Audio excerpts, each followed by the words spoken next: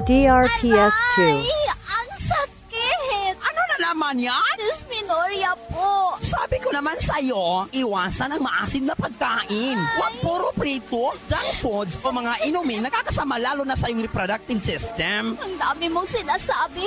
Oy, di ba? Tulungan mo na lang ako, Besh. Ay, oo nga pala, DRPS2. Besh. Ito, uminom ka. Cervicare Capsule?